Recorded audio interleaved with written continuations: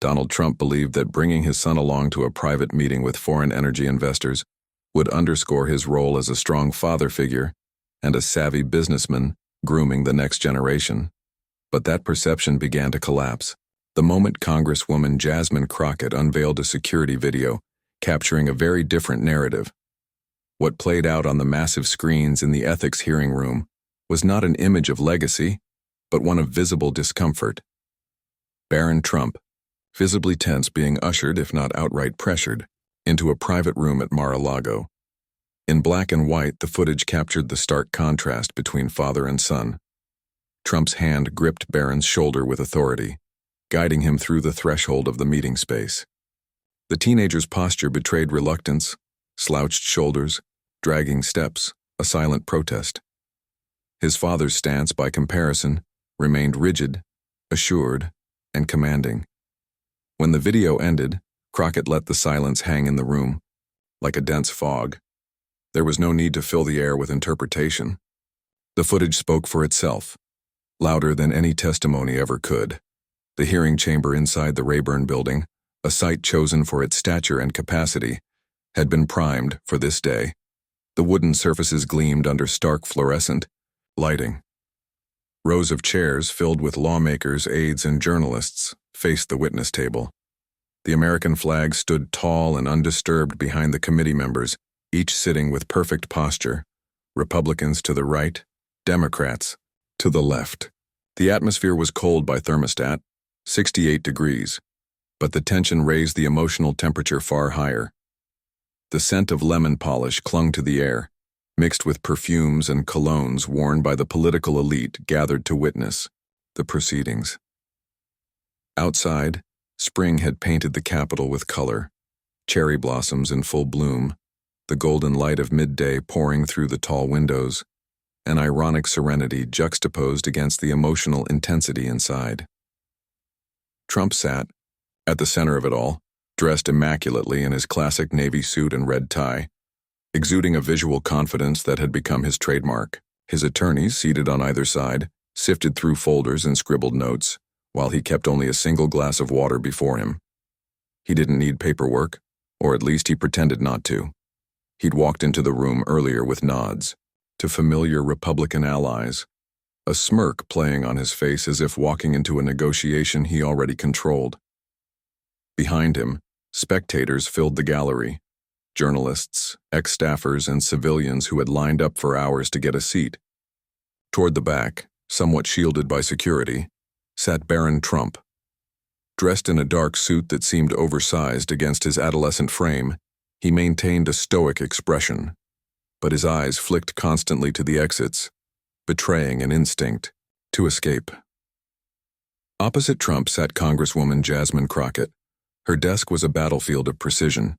3 binders in distinct colors lay open, marked clearly and organized by topic. A tablet synced with the chamber's display system was ready for instant access. Her handwritten notes, highlighted and orderly, were evidence of deep preparation. She wore a fitted navy blazer with gold buttons, accentuated with simple pearl jewelry, projecting calm control. When she spoke, it was with quiet clarity. "Mr. Trump, I'd like to draw your attention to events at Mar-a-Lago on April 17th.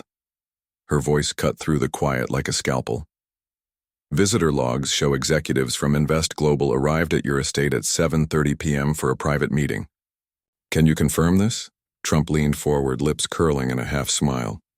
"We meet with many top companies, always have. They want my insights. It's been that way for years." He dismissed the question with an air of boredom, confident in his usual strategy of deflection. "I'm referring specifically to the April 17th meeting with Invest Global," Crockett pressed. "Records indicate it occurred. Can you confirm that?" An attorney leaned in to whisper something to Trump, but he waved the comment away. "Yes, they were there. Major players in energy. Tremendous investments. They value my experience." He tried to steer the narrative, but Crockett wasn't buying it. "Thank you," she said, jotting a note. "Records also show your son entered the room at 8:17 p.m., roughly 45 minutes into the meeting. Is that correct?" Trump's jaw tightened, his smile more forced now. "My children have always been part of the business, That's how they learn. That's good parenting. So Barron did attend the meeting with Invest Global? Yes, he was present. He's very bright, curious about the business, just like his siblings were. Trump glanced toward his son's seat briefly before facing forward again. Noted, Crockett said, tapping her tablet. Let's enter Exhibit 27A, the visitor log from that night, into evidence. Screens around the room displayed the log, key timestamps highlighted. The record shows Invest arrived at 7:30 p.m. Barron entered at 8:17 p.m. The meeting ended at 10:45 p.m. That places him in the room for nearly 2.5 hours. Is that consistent with your memory? Trump gave a tight nod. Yes, long meetings mean progress. Crockett's gaze didn't waver. Mr. Trump, is it standard practice in your operations to include a teenager in meetings with foreign energy executives? Trump opened his mouth, but this time his lawyer interjected. Objection. That line of questioning presumes. The chairman raised a hand. Counsel, this isn't a courtroom. No objections. Your client may respond as he sees fit. Trump's posture straightened again. My family does things differently. Always. Have. Ivanka, Don Jr., Eric, they all started young. Barron's no different. Crockett paused, giving his words room to breathe. I understand your family's tradition, Mr. Trump. Let me ask, during this particular meeting, Invest was reportedly seeking development rights that would need both private and government approval. Would you agree? Trump's demeanor shifted. His smile faded just slightly. He glanced at his legal team before responding. They're pursuing many projects worldwide. Successful company. The details are confidential. I'm not asking for specifics, Crockett clarified. Just a confirmation that the discussion included development rights requiring both types of authorization. Another whisper from counsel. This time, Trump listened before nodding. Yes, broadly, that topic was included. And what unique expertise did your son bring to a meeting about such international matters? She asked. The air in the chamber thickened. Journalists stopped typing. Trump's right hand curled into a fist. He was there to observe, to learn. That's what good fathers do. We prepare our kids for the future. Crockett nodded slowly. So he wasn't contributing, but observing? Correct, Trump said, almost in relief. She tapped her tablet again. Let's view Exhibit 32B. The screens flickered. A hallway camera showed Barron and his father outside the conference room at 8:17 p.m. The video needed no sound. Barron stood angled away from the door. Trump's hand was firm on his shoulder. The teen resisted, gently but clearly. At one point, he shook his head. Trump leaned in, whispered something, and guided him forward. The door closed behind them. A murmur ran through the gallery. Even seasoned staffers looked rattled. In the back, Barron Trump sat perfectly still, eyes locked on the floor. When Crockett finally spoke again, her voice was barely louder than a whisper. Mr. Trump, would you say your son appeared eager to join that meeting? Trump shifted. Confidence was slipping. You're reading too much into teenage behavior. He was nervous. It was a big meeting. I encouraged him. So, you had to convince him to participate? I guided him, Trump snapped. That's called parenting. Crockett took a measured sip of water. Around her, the room had gone completely still. The pause after Trump's last sentence lingered like a fog refusing to lift. All eyes in the room remained fixed on the man who had once built his reputation on commanding attention, now clearly unsettled. Jasmine Crockett sat still, her demeanor unshaken, her tone clinical as she resumed. During your son's time in the meeting, Mr. Trump, were any direct questions posed to him by Invest executives? Before Trump could respond, his attorney leaned forward as if to block the question. Lips parted to object, but Trump held up a hand and leaned toward the mic. They might have made small talk, asked about school, his interests, basic courtesy when a young man's present. Nothing unusual, he said, his tone more defensive than before. Crockett gave a slight nod. Understood. I'd like to present Exhibit 38C now. With another tap of her tablet, The room's displays changed to a set of highlighted statements. These are sworn testimonies from 2 former Mar-a-Lago hospitality staffers who were inside the room periodically, serving refreshments. Their statements describe the executives directly asking Barron about potentially serving as a youth ambassador for their clean energy initiative, citing how his endorsement could positively influence public perception and fast-track certain permitting procedures. A wave of discomfort rippled through the hearing room. Several committee members leaned forward in their seats, eyes scanning the excerpts. At the witness table, Trump's attorneys leaned in close, whispering furiously. The former president didn't immediately respond. A reddish hue bloomed across, his face crawling up toward his temples. A small vein visibly pulsed just beneath his skin. "These so-called staffers," Trump finally said, voice elevated and tone clipped, "were clearly disgruntled. They're twisting casual, friendly remarks into something they weren't. That's how business works. People make conversation." Crockett didn't blink. "Mr. Trump, these individuals provided sworn statements under penalty of perjury. Their personnel files show no record of complaints or disciplinary issues during their years of employment. Are you suggesting they fabricated their accounts?" Trump's attorney quickly interjected, "My client is not accusing anyone of perjury. He simply believes their understanding of events may have been incomplete, especially if they were entering or exiting the room mid-discussion." Crockett acknowledged the clarification with a nod, then turned her attention back to Trump. "Are you aware, sir, that involving a minor in any governmental permitting process, even indirectly, is a violation of multiple federal regulations?" Trump's response came sharp and loud. "No one was involving Barron in any official process. This is a ridiculous twisting of innocent business conduct. You're taking casual remarks and building a conspiracy from them." The chairman gently tapped his microphone. "Mr. Trump, I remind you to keep your composure. This is a fact-finding session, not a courtroom." Trump inhaled deeply, trying to steady himself. He reached for his water glass for the first time and took a slow sip. When he placed it down again, his hands trembled slightly.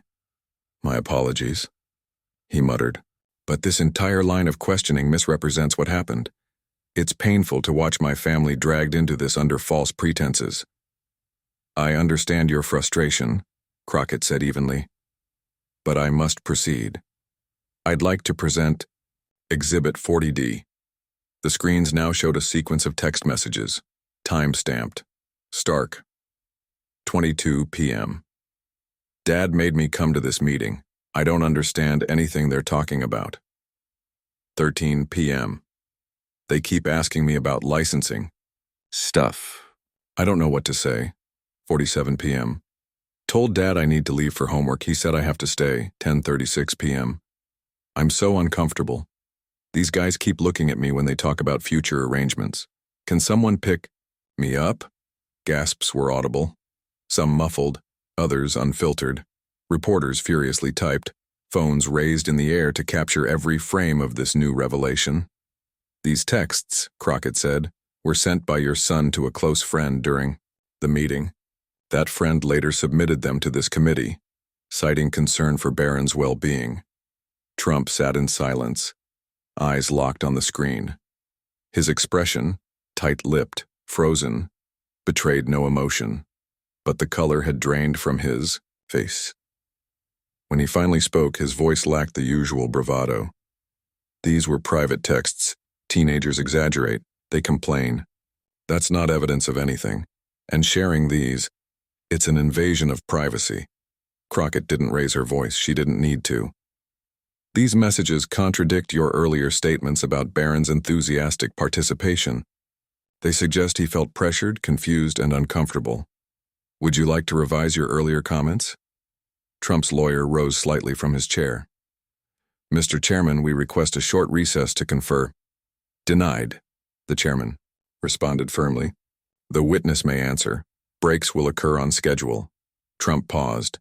His usual instinct, to attack, to deflect, wavered. He spoke slowly, the edge gone. "Those messages don't reflect the full situation. Business discussions can be dense. Out of context, things sound worse than they are." He was tired. "It was a long day, but everything that happened was professional." Crockett let his answer sit, her expression unreadable. "One final exhibit," she said after a beat. "Exhibit 41E. The screens shifted once more. A sworn statement from a long-time Mar-a-Lago residential manager appeared, with key sections, enlarged for visibility. According to the manager, Barron had returned to his room after the meeting visibly shaken, breathing erratically, repeating phrases like, "I don't want to do this," and "I don't understand what they want from me."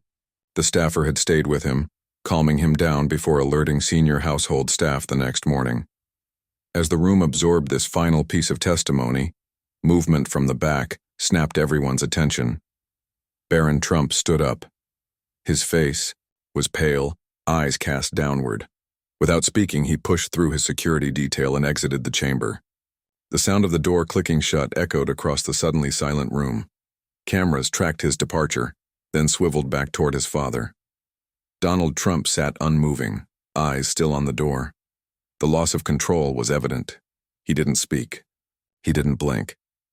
His lawyer rested a hand gently on his arm, but Trump gave no sign he even noticed. Jasmine Crockett, still seated, looked directly at him. She didn't raise her voice. She didn't point. She simply said, "Nobody should use a son like this." The words struck the room like a thunderclap. 7 words, no venom, no performance, just truth. Trump's shoulders slumped. His mouth parted, but no sound came. Several members of the committee turned their faces downward. Others stared blankly, ahead. In the press gallery, dozens of phones were suspended in the air, recording the moment that would be broadcast worldwide within minutes. After what felt like forever, Trump's lead attorney stood and addressed the chairman. "We request a recess immediately." This time the chairman agreed. "We will break for 30 minutes. The gavel struck wood, sharp and final. The spell shattered. The room erupted in motion, journalists racing for exits, camera crews scrambling, aides whispering urgently to lawmakers. Trump rose slowly, surrounded by his legal team forming a wall around him. Together they moved toward the exit, the former president silent, his eyes distant. In the hallway beyond, news banners on televisions flashed with breaking updates. Every network carried the same quote in bold text: "Nobody should use a son like this." While chaos rippled through the hallway outside, inside the chamber, a quiet tension lingered like the aftershock of an earthquake. Moments earlier, Donald Trump had been forced into silence not by opposition, but by truth, unveiled not with drama, but with restraint. Jasmine Crockett remained in her seat, still, composed. Her words continued to echo silently. A sentence simple enough to fit in a headline, yet heavy enough to collapse years of image management. As the room emptied, camera flashes strobed in, the corridors beyond, and news alerts were already populating every screen in the building. Staffers whispered to one another with a mix of disbelief and recognition. Something irreversible had just taken place. The line between politics and humanity had momentarily dissolved. Outside the Rayburn building, reporters scrambled to file their stories, their hurried voices filling the air as cherry blossoms drifted on the breeze like confetti marking the fall of an empire. Journalists clutched their phones like lifelines, repeating fragments of what they'd just witnessed into microphones and earpieces. Cameramen zoomed in on Trump's retreating figure, now tightly flanked by aides, his usual swagger replaced by something far more uncertain. But inside the building, in a hallway away from the commotion, one image stood apart from the blur of politics. Jasmine Crockett standing with her staff, quiet, unshaken. She didn't celebrate. There were no fist bumps, no private cheers. Her expression was one of gravity, not victory. A staffer, breathless, approached her with a phone held forward. "Congresswoman, it's everywhere. Every platform, every outlet. They're calling it the moment of the year." Crockett took the phone and glanced at the screen but didn't react. She quietly began gathering her binders, placing each document and device back into her leather case with the same calm care she had shown during questioning. "This was never about a moment," she said softly. "It was about someone who couldn't protect himself." Her staff watched as she zipped her portfolio shut and stood. "Let's make sure our office puts out a statement," she added, her voice firm now. "Emphasize that this was about ethical standards in business, not personal attacks. And check on Barron. Quietly. See if he's all right." While inside, the mood remained somber. Outside, the world had already begun digesting what had happened. Video clips flooded social media timelines. Hashtags trended across every platform. Major news networks interrupted regular programming to analyze, discuss, speculate. Commentators, even those historically at odds, found themselves aligned in disbelief and concern. Cable news hosts played the clip of Barron's departure and Crockett's statement on loop. On some panels, political analysts tried to interpret the long-term implications. On others, child psychologists discussed the ethics of involving minors in adult dealings. What none of them disputed was the emotional impact of what they'd seen. That evening, while the nation watched and rewatched those 7 words, Donald Trump sat alone in his office at Mar-a-Lago. The television was on but muted. The images cycled continuously. Crockett, Barron, the moment of silence, the exit. His phone sat on the desk, face down. No tweets, no calls, no statements. For hours, it stayed untouched. A stark deviation from his normal routine. Not since his earliest days in office had his social media gone so quiet for so long. The silence itself became news. 3 floors above him, in one of the estate's most luxurious suites, Barron Trump sat with his tutor, reviewing calculus problems. The academic rhythm, the numbers and equations offered a temporary escape. A sense of order in a world that had grown uncontrollably loud. His posture was more relaxed now than it had been in the hearing room. The pressure of performing, of being watched, was gone. "You're on a roll tonight," the tutor said, checking over the latest solved equation. "Pattern recognition's always been your strength." Barron nodded, eyes still on the next problem. "Math makes sense," he murmured. "There are rules. You follow them, you get the right answer." The comment floated between them, simple but loaded. The unspoken comparison was clear. The predictable logic of numbers versus the chaos of political theater. Back in Washington, the Ethics Committee reconvened for the afternoon session. The room had emptied earlier, but now carried a noticeably different energy. Donald Trump's seat remained unoccupied. His legal team had sent word. He was indisposed due to a personal matter. The chairman granted the request for his absence but made one thing clear. The investigation would proceed. Before beginning, he announced the formation of a special subcommittee to examine the ethical implications of involving family members, especially minors, in high-level business negotiations. The announcement drew nods from both sides of the aisle, a rare unspoken consensus that something had gone too far. Crockett remained in her chair, flipping through her notes in preparation for the next witness. Members who had previously kept their distance approached her now. Democrats, yes, but also Republicans. They didn't offer grand speeches, just quiet acknowledgments. A nod, a handshake, a sentence whispered with gravity. "That took courage," murmured one senior Republican as he passed. Crockett nodded slightly in return. "Not everything should be political," she said, softly but clearly. She returned to her binder, refocused, undistracted. The evidence would speak louder than any headline ever could. Outside, a throng of journalists waited at the foot of the building's stone steps. When Crockett finally emerged, the buzz of reporters intensified instantly. Questions flew from all directions. "Congresswoman, will you call Barron Trump to testify? Do you think President Trump broke any laws? What exactly did you mean by, 'Nobody should use a son like this'?" She stopped midway down the steps, the cameras framing her silhouette against the building's neoclassical facade. She raised a hand, not to wave but to steady the noise. "This hearing," she said, "was about maintaining ethical standards when business and government intersect. The evidence has been presented. I have nothing further to say except this: our work is rooted in principle, not personalities." She didn't wait for follow-up questions. She descended the remaining steps with a purposeful stride and stepped into her waiting vehicle. The door closed behind her. The reporters kept shouting, but she offered no further comments. As the car pulled away from the curb, Crockett sat back in her seat, allowing herself a brief pause. Her eyes drifted toward the Washington Monument as it shimmered under the golden evening light. Her phone buzzed. A message from her chief of staff. POTUS just announced Commerce will review all policies on minors in international business negotiations. Your hearing is already shifting national policy. Crockett stared at the message but didn't type a reply. Her mind was still on that moment in the hearing, not her own words, but the look on Barron's face as he left. A look that said far more than any transcript ever would. She had once defended children accused of crimes as a public defender. She had seen too many young lives shaped by the decisions of reckless adults. The setting today had been different, gilded, powerful, but the vulnerability was the same.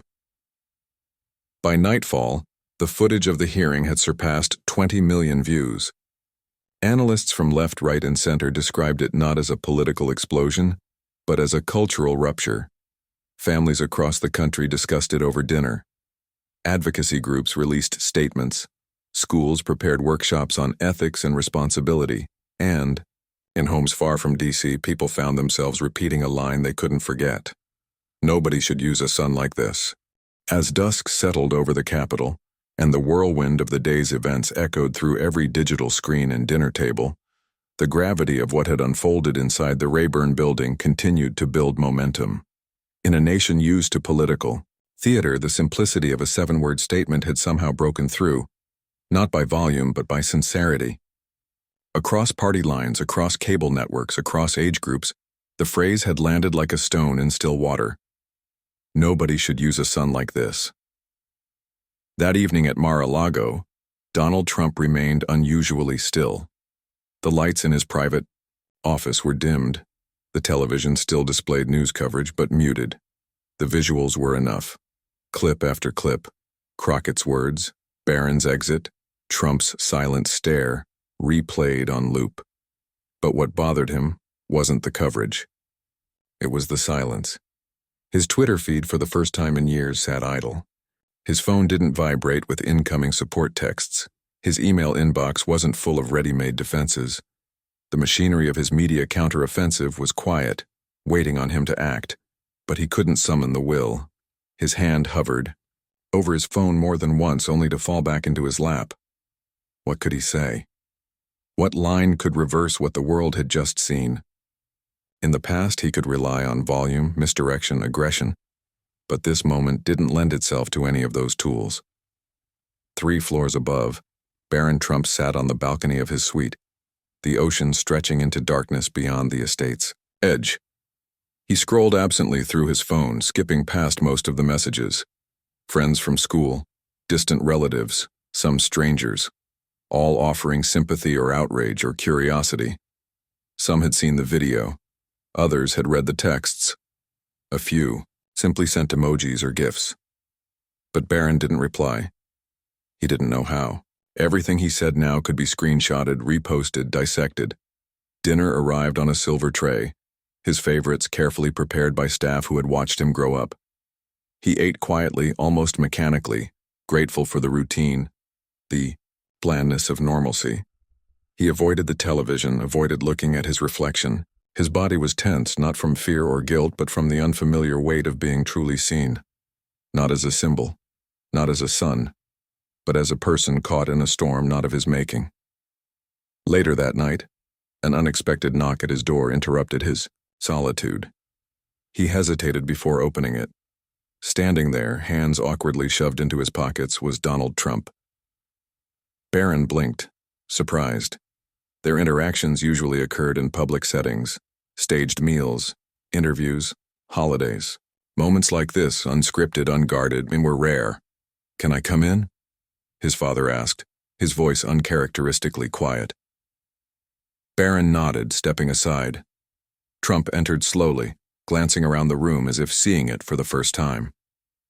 His eyes paused on the chessboard by the window, the unfinished game frozen mid-strategy. then shifted to the calculus textbook on the desk still open, equations trailing across the page. "Been a tough day," Trump said, lowering himself into a chair near the bed. It wasn't an apology. It wasn't even an admission. Just an observation. But for him, that was a start. Barron remained standing. "Yeah," he replied, voice low. "Those texts weren't supposed to be public." Trump nodded slowly. "I didn't know you felt that way. About the meeting. About any of it. I told you I didn't want to go," Barron said, no anger in his tone. Just weariness. His father nodded again. I thought you were nervous, like Don Jr. and Eric used to be. I used to drag them into boardrooms too. I thought it was part of the process. I'm not them." 3 words, spoken plainly, without defiance, but they cut deeper than anything else could have. Trump stared at him and for once didn't interrupt. He looked again at the things in the room. The programming manual, the environmental science notes, the blueprints for a 3D modeling project. None of it resembled his world of skyscrapers and slogans. "You've got your own path," he finally said. "I see that now." Barron didn't answer, but the tension in his shoulders eased slightly. It wasn't a reconciliation. Not yet. But it was something, a crack in the armor, a moment of understanding. Trump stood and moved toward the door. Before leaving, he turned back. "If you ever want out of the business of all this, you just say so. I won't push again." Barron didn't say anything. But when the door clicked shut behind his father, he felt a little less like a pawn. Back in Washington the next morning, the Ethics Committee resumed its work. Trump's legal team sent a formal statement announcing his withdrawal from further live testimony, citing family considerations and offering to submit written responses to any remaining inquiries. The committee accepted, but made it clear that their work would continue with or without him. Jasmine Crockett arrived early, entering through a side door to avoid the crowd of reporters gathered at the front. In her office, her staff had laid out a mountain of paperwork, transcripts, public reactions, press coverage. She skimmed through it all quickly, setting aside the analysis, focusing instead on the next witnesses scheduled to testify. Regulatory. Officials and energy licensing experts. "Congresswoman," her chief of staff said as he handed her a cup of coffee. "The Speaker's office wants to know if you'd be open to a more prominent role on the committee. They're seeing the response. National coverage. Global, actually." Crockett accepted the cup. "Tell them I'm focused on finishing what we started," she said. "This isn't about profile, it's about precedent." Her staffer nodded, then added, "And media requests.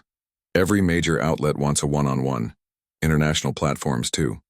We've had over 70 calls since last night." "Hold a press conference after today's session," Crockett said. "One mic, equal access, no exclusives, no profiles." He hesitated, then smiled. "You do know that's exactly why they respect you, right? That restraint?" Crockett didn't answer. She had already turned her attention to the evidence in front of her. Inside the hearing room, the atmosphere was notably less dramatic than the day before, but no less important. Experts from various federal agencies testified about existing laws surrounding minors in international business.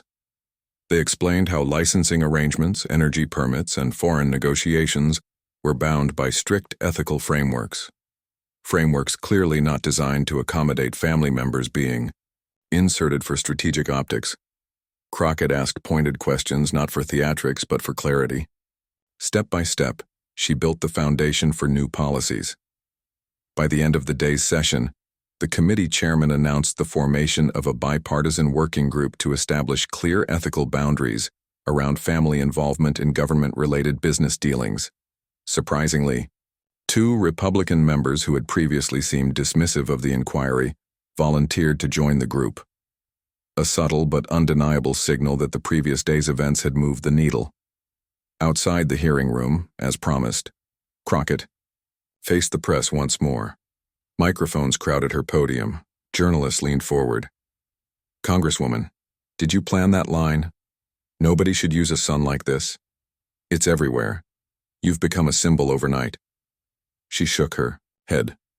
"It wasn't planned. It was just what needed to be said in that moment. Are you using this to build your political brand?"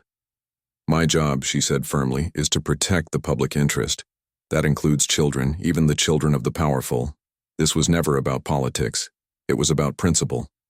She turned and walked away, refusing follow-ups. Her message had been delivered, again, not with noise but with weight. As the days passed, the shock of the hearing didn't fade. It deepened. What many had expected to be another political showdown had become something far more intimate and unsettling. The image of a teenage boy leaving a congressional chamber, pale and shaken, followed by a quiet voice saying what no one else had dared to say. It didn't just make headlines. It cracked something deeper. Within hours of the hearing's conclusion, the Ethics Committee confirmed it would undergo a full-scale review of all existing regulations regarding minors' involvement in international business matters. Think tanks, legal experts, and advocacy groups poured into the discussion, publishing op-eds, white papers, and official statements.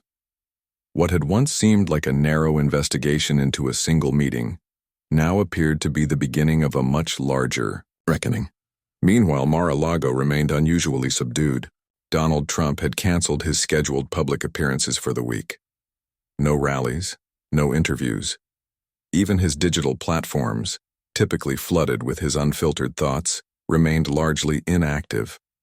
For the first time in recent memory, silence became his default strategy, and in doing so, the silence itself became a national conversation.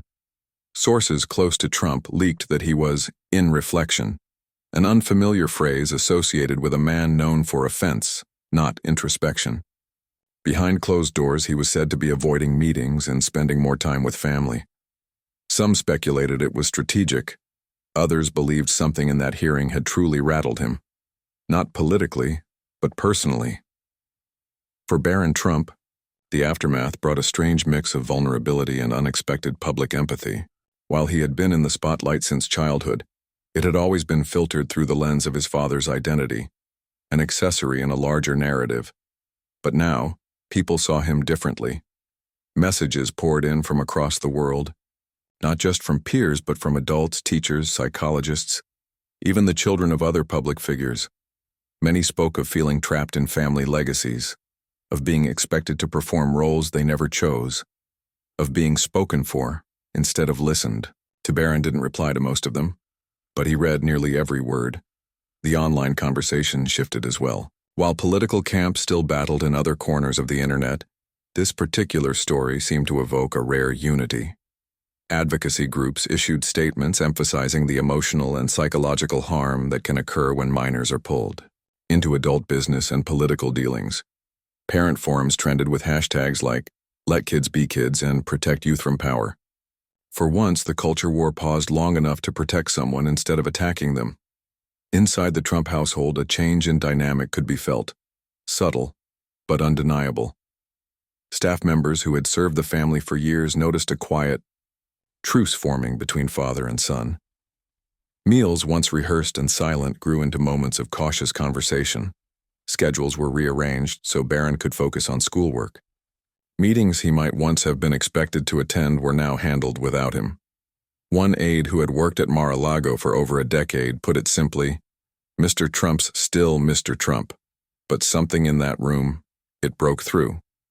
In a rare televised interview 2 weeks later, Trump appeared visibly aged. His tone was softer, his pace slower. When asked about the hearing, he didn't deny the evidence. Instead, he pivoted. "My son is incredibly gifted," he said, "with computers, with numbers. He's going to do great things, not necessarily in real estate, maybe in tech, maybe something else.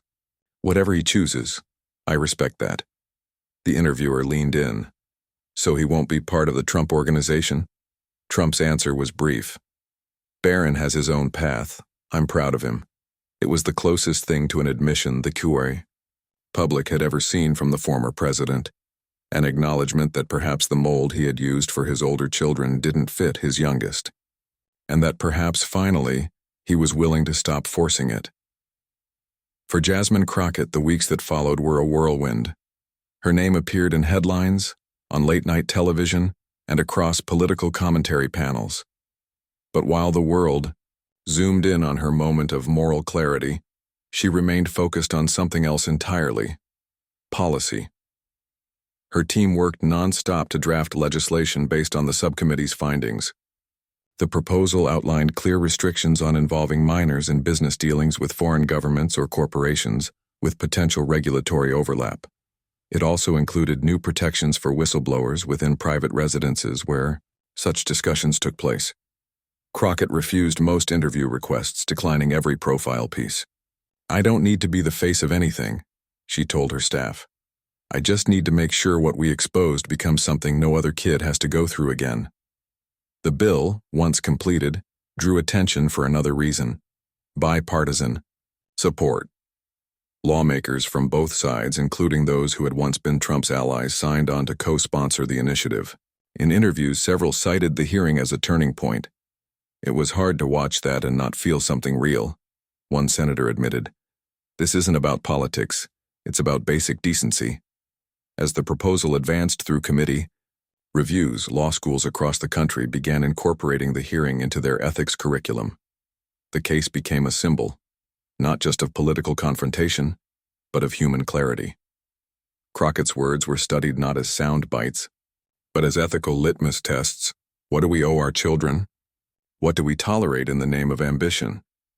And while Crockett pushed forward quietly in Washington, far from the spotlight, Barron Trump began making small but meaningful choices that signaled a new direction. He withdrew from all formal association with the Trump Organization. He declined interviews. He turned down an offer to speak at a youth business summit. Instead, he accepted early admission to a university known for environmental science and computer engineering, far removed from skyscrapers, boardrooms, and legacy branding. One of his old classmates later said, "Barron doesn't talk about the hearing, but you can tell it changed him, not in a bad way, just deeper." Back in D.C., Crockett continued her work without fanfare. Her office walls remained bare of awards or framed headlines. The only item added was a small card left anonymously at her door weeks after the hearing. It read, "Thank you for seeing me." There was no signature, but the Mar-a-Lago postmark told her all she needed to know. 6 months after that unforgettable hearing, the Ethics Committee released its final report. It was dense with legal language, meticulous in its documentation, and unflinching in its conclusions. The report did not mention Barron Trump by name, not once. Yet his presence lingered in every paragraph, like a quiet shadow behind the language of reform. The committee's recommendations were clear. No minor should be used, whether directly or symbolically, in international business negotiations that intersect with government influence. It proposed safeguards, consent procedures, oversight mechanisms, and strict penalties for violations. What had begun as a controversy surrounding a private meeting in Mar-a-Lago had now become a catalyst for a new legal standard, one that sought to protect youth from being weaponized by legacy or ambition. The report garnered overwhelming bipartisan support. Lawmakers who rarely agreed on anything signed on, recognizing that this wasn't just about politics, it was about the dignity and safety of children. For once, Capitol Hill stood still, not in outrage, but in respect. In homes across the country, the conversation that had started in the wake of the hearing hadn't faded. Families discussed it not with partisanship, but with genuine concern. Schools used it as a case study in ethics. Churches and community groups referenced it in sermons and seminars. "Nobody should use a son like this" had morphed into something larger than its moment. A quiet creed for modern parenting in an age of public pressure and inherited fame. And in Washington's memory, that hearing now stood as one of the rare occasions where political theater gave way to real human truth. In the months that followed, Jasmine Crockett's public profile could have exploded, but she wouldn't let it. Her inbox was flooded. With speaking invitations, her staff fielded calls from publishers, television producers, even Hollywood. She turned down every offer. She wasn't interested in becoming a brand. Instead, she used the attention to bolster the committee's new working group. She traveled to schools, talked to advocacy groups, and pushed for state-level adoption of the ethics guidelines. In every conversation, she made it clear, this wasn't about who the child belonged to. This was about what children deserve, no matter who their parents are. In legal circles, her approach earned a name, the Crockett Standard. Law schools taught it alongside landmark ethical doctrines. Instructors pointed to her measured tone, her calm demeanor, her use of evidence instead of accusation. She had shown how restraint, when combined with rigorous preparation, could strike harder than spectacle. She didn't grandstand. She didn't humiliate. She let the truth speak, and then she honored its impact with silence. For Donald Trump, the aftermath was more complex. Publicly, he returned to his usual rhythms, interviews, appearances, political positioning. But something had shifted beneath the surface. His relationship with Barron, once distant and scripted, began to evolve. They were seen together more often, but never at business meetings, not at negotiation tables, never again in rooms filled with foreign investors or regulatory conversation. He stopped mentioning Barron in campaign speeches, stopped calling him a future leader or another Trump in the making. When asked in one interview what Barron was up to, Trump simply said, "He's doing his thing, and I respect it." Insiders noticed the change. There were fewer arguments, fewer expectations, less pressure. It was, as one family friend put it, the first time Donald stopped trying to make Barron into a mirror. For Barron himself, the transition was liberating. At university, he studied computer science and environmental engineering. He lived in a modest dorm, far from the glittering penthouses he'd grown up in. He walked to class like any other student, used a public library, rode the bus. He still received attention. A legacy like his doesn't vanish overnight, but he handled it with grace. He declined interviews, declined magazine features. His Instagram remained private, his posts infrequent and normal. A coffee cup, a sunset, a line of code. Occasionally a photo of a chessboard, always mid-game. What struck those around him most was how grounded he seemed. He didn't act like someone escaping a legacy. He acted like someone building his own. In a rare interview during the launch of a tech initiative focused on environmental monitoring systems, Barron was asked about the hearing. He paused, choosing his words carefully. It was a hard day, but sometimes hard moments bring clarity, the interviewer asked. Clarity in what way? That I needed my own voice, he said simply, and that I was allowed to have one. The question came next, the one everyone had waited for. Do you resent Congresswoman Crockett for what happened? Barron didn't flinch. She was doing her job, and she did it carefully. She didn't attack me. She listened. She presented facts. I don't resent her. If anything, I respect how she handled something that could have been a disaster. He didn't say more. He didn't need to. The interview went viral, not for drama, but for maturity. Here was a young man, once visibly distressed, now calmly, reflecting on the very moment that had almost defined him. The irony was clear. What had once seemed like an act of exposure had, in the long run, given Barron something he hadn't had before, a boundary. A choice.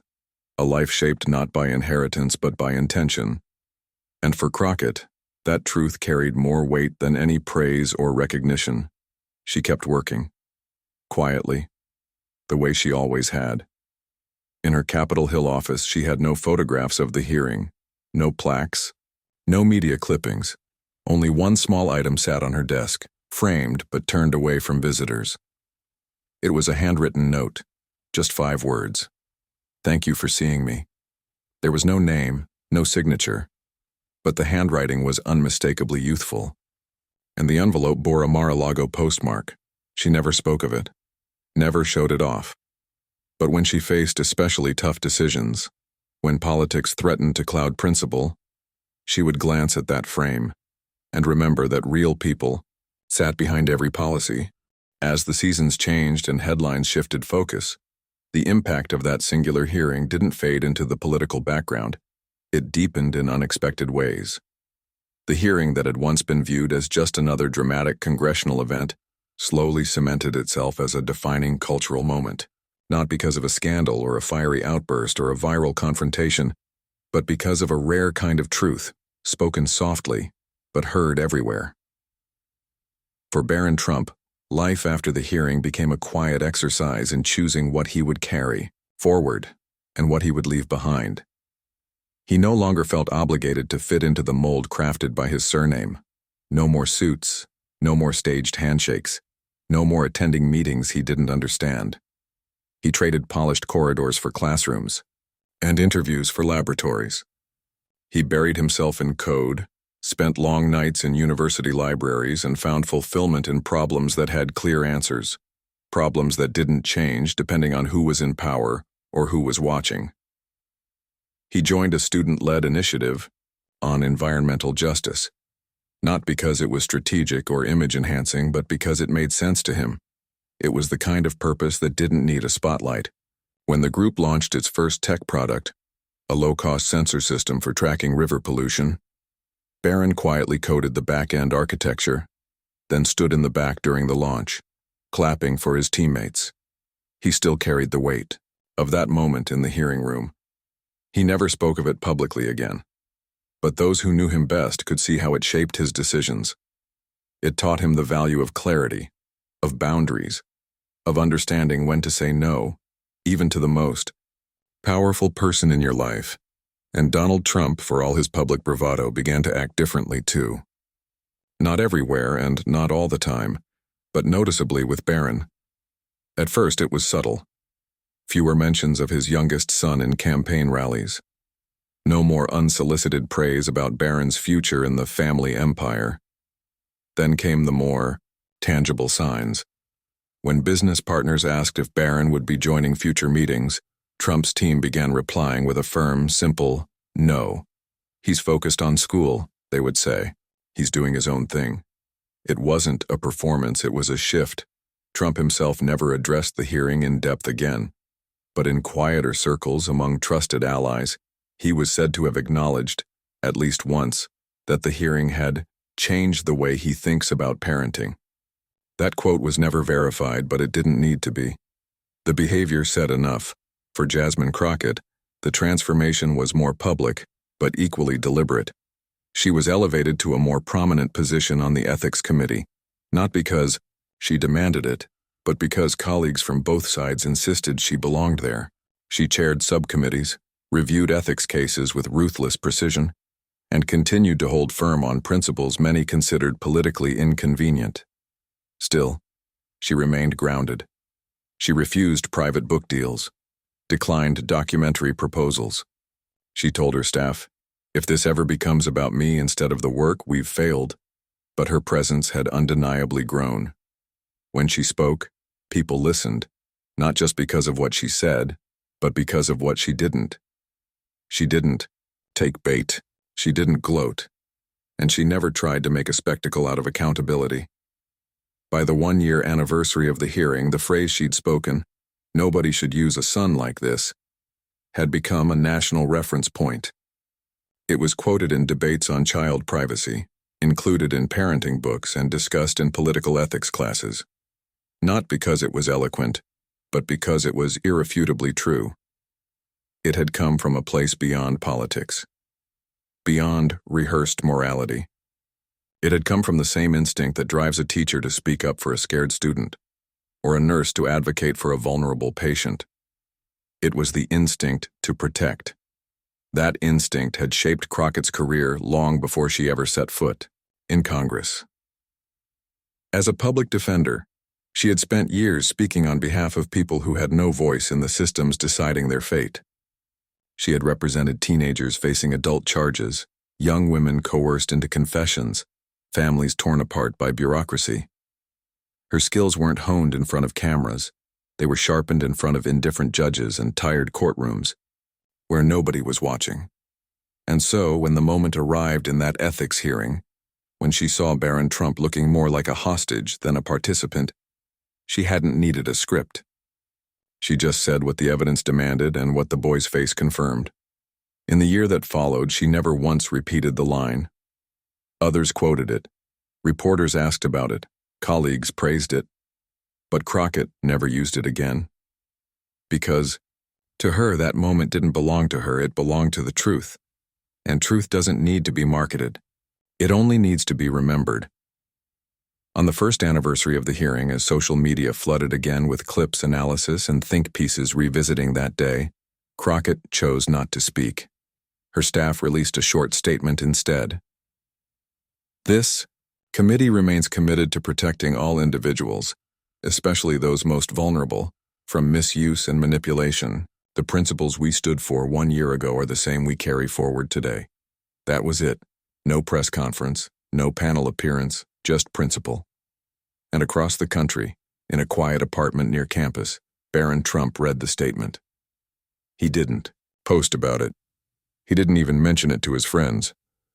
But he pulled open his desk drawer, removed a small printed copy of the committee report, something he had never shown anyone, and tucked the statement inside its pages.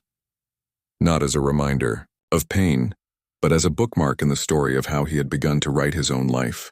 Years passed, but the hearing never vanished from the national conscience. It lingered, not like a scandal, but like a lesson carved into the fabric of public memory. In a city known for forgetting, this moment remained, not because it had embarrassed power, but because it had revealed something undeniable beneath it. Barron Trump's life moved in the direction he had chosen, not the one laid out for him. By the time he graduated with dual degrees in environmental engineering and computer science, he was no longer known as Donald Trump's youngest son first. He was known in academic circles for his groundbreaking work on environmental sensor networks that monitored atmospheric pollutants in real time. He launched a startup, quietly, without fanfare. No investors from the old world, no headlines. He built it with fellow researchers and friends who had no political connections. The company's first prototype was tested in underserved communities along the Gulf Coast. It was the opposite of the marble towers and golden elevators of his upbringing, but it was real, and it was his. In one rare interview, years after the hearing, after the story had mostly faded from media cycles, a journalist asked him a simple question. How do you look back on that day in Washington? Barron's reply was measured. That day was hard, he admitted, but sometimes it takes discomfort to reset direction. It helped me realize I didn't have to inherit a path. I could build one. When pressed on whether he had ever reconnected with Jasmine Crockett, he smiled slightly. We've never spoken, not directly, but she said what no one else would say. That mattered more than she probably knows. He never commented further. That was all he needed to say. At Mar-a-Lago, the atmosphere had changed too. Donald Trump remained a towering figure in politics, but those closest to him noted a subtle evolution. His rhetoric still flared at times. His instinct to dominate hadn't vanished. But in private, when it came to his youngest son, he treaded carefully. He would still watch Barron's interviews. He would ask aides to pull reports on his company's tech advancements, but he stopped trying to steer him. No more suggestions. No more pressuring Barron to join the family brand. One evening, during a private dinner with close allies, someone joked about getting Barron in the game. Trump shook his head. He's not built for this world, he said.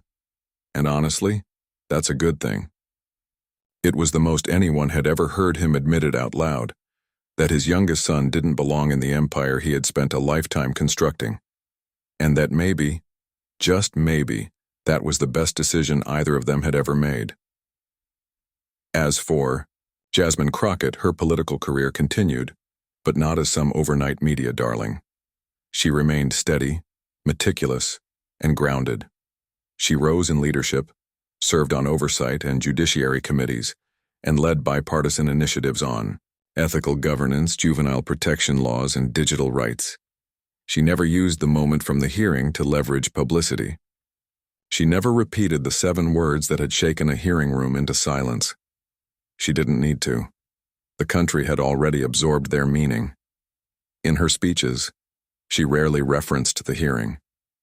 But when she did, it was always framed the same way, not about Trump, not about politics, but about responsibility. There are moments, she once said at a town hall, where the evidence demands you say what no one else wants to. Not to win, not to shame, just to make sure someone is seen before they're buried under someone else's ambition. One day, years later, she received an envelope in her Capitol office. No return address. Inside was a single photo. Barron. Trump standing beside a row of high school students in a rural town, helping them install air quality monitors developed by his team. On the back of the photo were 5 words. "I'm using my voice now." She didn't show it to anyone. She placed it gently into the same frame that once held his anonymous note. "Thank you for seeing me." She turned it inward on her desk, facing her. That image, Barron surrounded not by power but by purpose, became her reminder that what they had done in that chamber, all those years ago, wasn't about destroying anyone. It was about helping someone choose something different. The hearing itself entered history textbooks not as a scandal but as a turning point.